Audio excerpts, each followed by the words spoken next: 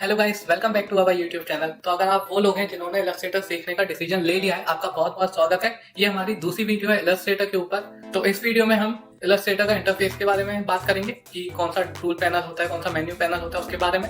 Plus हम यहाँ पे सिलेक्शन टूल और शेप टूल के बारे में बात करेंगे। तो उसके लिए हम सबसे पहले जाते हैं क्रिएट न्यू पे, एक आर्टबोर्ड क्रिएट करते हैं जो होगा A4 साइज का। हम जाएंगे प्रिंट में, यहाँ पे A4 पॉइंट्स होना चाहिए। ओरिएंटेशन हम रखेंगे यहाँ पे लैंडस्केप में और यहाँ पे क्रिएट के ऊपर क्लिक कर देंगे।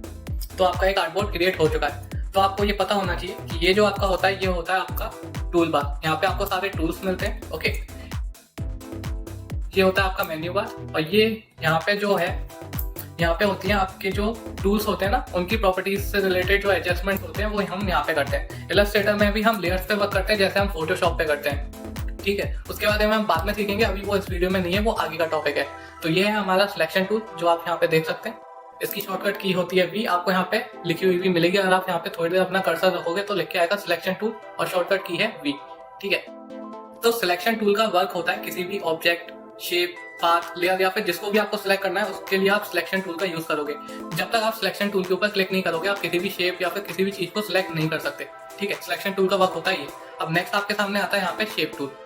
तो ये है आपका शेप टूल। अगर आप यहाँ पे कर्सर होल्ड करोगे तो आपको मिल जाएगा। ये है हमारा रेक्टेंगल टूल। अब यहाँ पे आपको एक बात पता होनी चाहिए, यहाँ पे जैसे ही आप राइट क्लिक करोगे आपके सामने ये सारे शेप्स आ जाएंगे जो हम इलस्ट्रेटर में यूज करते हैं। और यहाँ पे आपको ये छोटा सा एरो दिख रहा होगा, छोटा सा। तो जैसे ही आप इसके ऊपर क्लिक करोगे तो आपका जो शेप टूल के सारे पैनल है, यानी शेप टूल के जितने भी ये शेप्स है, ये कुछ इस तरह बाहर निकल के आ जाएंगे। इलस्ट्रेटर में ये आपको एक एडवांटेज मिलता है कि आप अपने शेप्स को बाहर निकाल सकते हो और कहीं भी रख के उसको यूज कर सकते हो। आपको बार बार यहाँ पे नहीं जाना पड़ेगा। आप यहाँ पे या फिर जहाँ पे भी आपको रखना हो, जहाँ पे आपको इजी पड़े, आप यहाँ पे इसको शिफ्ट कर सकते हो। यहाँ पे आप डायरेक्ट क्लिक करके उस शेप को यूज कर सकते हो। शॉर्टकट की आपको मिल जाएंगी सबकी लिखी हुई। जैसे आप कर्सर लेके जाओगे, यहाँ पे होल्ड करोगे तो रेक्टेंगल की है एम। यहाँ पे आपका सेकंड टूल आता है राउंडेड रेक्टेंगल। तो नेक्स्ट टूल है आपके सामने यहाँ पे एलिप्स टूल, इसकी शॉर्टकट की है एल। और फिर आपके सामने नेक्स्ट है यहाँ पे पॉलीगन, और नेक्स्ट है आपके सामने यहाँ पे स्टार टूल, और फिर यहाँ पे है फ्लेयर टूल। तो जब भी आपको एक रेक्टेंगल बनाना होता है, उसको बनाने के यहाँ पे 3 तरीके होते हैं। इसी को सब लोग फॉलो करते हैं और यही 3 तरीके हर जगह यूज आते हैं। तो अगर आपको एक नॉर्मल रेक्टेंगल बनाना है तो आप क्या करोगे,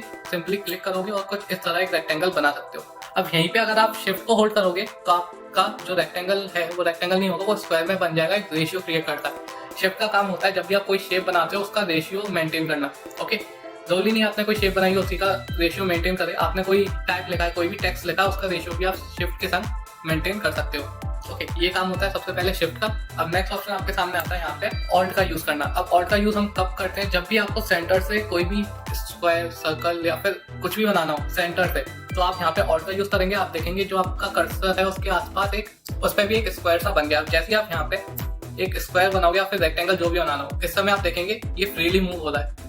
तो इस समय कोई भी रेशियो मेंटेन नहीं है। अगर यहीं पे मैं शिफ्ट यूज करूँ और रेशियो मेंटेन करूँ तो आप देखेंगे सेंटर से बनेगा और स्क्वायर बनेगा। अब थर्ड में ये होता है जैसे कि आपको एक स्पेसिफिक जगह पे स्क्वायर या फिर सर्कल बनाना है या फिर जो भी आप बना रहे हो, तो आप जैसे ही इसको लेके जाओगे कुछ इस तरह, जैसे आप यहाँ पे शिफ्ट होल्ड करोगे और फिर ऑल्ट होल्ड करोगे तो आप देखेंगे यहाँ पे सेंटर से बन गया। ठीक है, अब आप कहोगे कि ये गलत बन गया है, मुझे फिर से ये स्क्वायर या सर्कल नहीं बनाना, मुझे इसी को कहीं और टैग एंड ड्रैग करना है, मतलब उठा के लेके जाना है और कहीं और रखना है। तो यहीं पे आप स्पेस बार को होल्ड करोगे तो आप इसको कहीं भी मूव कर सकते हो। ठीक है, आपको पता होगा कि यहाँ पे स्पेस बार का भी बहुत यूज होता है। कहीं भी ले जाके आप यहाँ पे छोड़ दोगे तो आपका स्क्वायर वहीं पे बन जाएगा। तो ये जो मैंने अभी आपको बताया है शिफ्ट और ऑल्ट का यूज करना, इसी से ये सारी शेप्स बनती है। ठीक है, इनमें से 2 शेप्स हैं जिसमें थोड़े चेंजेस होंगे। नहीं तो यहाँ पे ये जो नेक्स्ट शेप है हमारी राउंडेड रेक्टेंगल, जैसे आप इसको बनाओगे इसमें बस इतना डिफरेंस है कि जो आपका रेक्टेंगल बनेगा या फिर स्क्वायर जो भी आप बना रहे हो, उसके जो एजेस होंगे, जो कॉर्नर्स होंगे ना, ये कॉर्नर्स ये राउंड ही रहेंगे। ठीक है, ये हमेशा राउंड ही बनाएंगे। आप कितने चाहो उतने बना सकते हो, हमेशा राउंड बनेंगे। नेक्स्ट आपके सामने आता है एलिप्स टूल। अब ये क्या करता है, तो ये एक एलिप्स है। ठीक है, अब यहीं पे अगर आप शिफ्ट होल्ड करोगे तो ये एक सर्कल में कन्वर्ट हो जाएगा, क्योंकि यहाँ पे एक रेशियो मेंटेन हो गया है जो इसको सर्कल बना देता है। ओके, ये बन गया। अब यही सर्कल अगर आपको सेंटर से बनाना है तो आप क्या करोगे, ऑल्ट को होल्ड करोगे और इस समय ये बन रहा है एलिप्स, और यहीं पे अगर आप शिफ्ट होल्ड करोगे तो बन जाएगा सर्कल। तो मुझे उम्मीद है आपको शिफ्ट एंड ऑल्ट का यूज करना आ गया होगा। अब हम इन सबको डिलीट कर देंगे। उसके लिए हम करेंगे कंट्रोल A ऑल्ट सेलेक्ट के लिए और डिलीट का बटन जो आपके कीबोर्ड पे होता है। तो ये हो गए सारे डिलीट।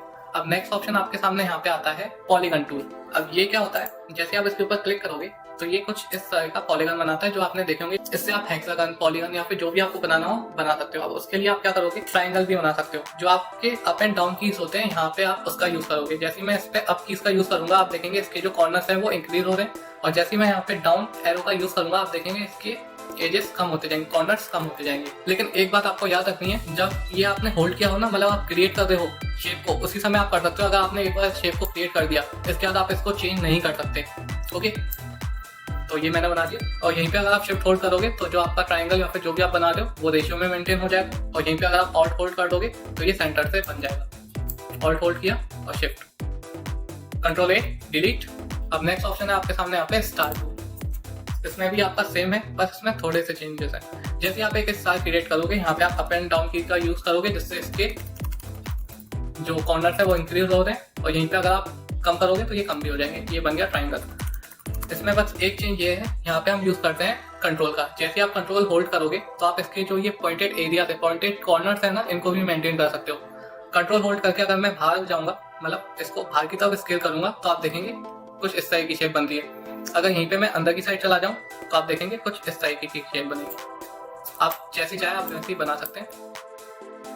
ओके, ऑल्ट होल्ड किया मैंने, यहीं पे अगर हम शिफ्ट होल्ड करते हैं एक रेशियो मेंटेन हो जाएगा। और कंट्रोल होल्ड कर रहे हैं तो आप इसको चेंज भी कर सकते हैं, कंट्रोल ए, डिलीट। तो नेक्स्ट हमारा है फ्लेयर टूल। अब ये जो टूल है ये हमारा बहुत कम यूज में आता है, तो हम इसको बाद में सीखेंगे। इसके पीछे रीजन ये है क्योंकि इसको हम ज्यादा यूज नहीं करते हैं। इसको यूज करने के लिए हमें इलस्ट्रेटर थोड़ा ज्यादा आना चाहिए, यानी बिगनर से थोड़ा ज्यादा, जिससे आप इसको सही से यूज कर पाओगे। इसलिए मैं अभी इसको स्किप कर रहा हूँ। तो आज की वीडियो में बस इतना ही। ये थी हमारी आज की वीडियो इलस्ट्रेटर के बारे में, जिसमें हमने सिलेक्शन टूल और शेप टूल के बारे में बात करी थी। अगर आपको ये वीडियो अच्छी लगी हो तो लाइक करें, सब्सक्राइब करें अगर आप मेरी वीडियो पहली बार देख रहे हैं। और अगर आपको इलस्ट्रेटर पूरा सीखना है, कोई भी प्रॉब्लम हो, कमेंट करें। Thank you for watching.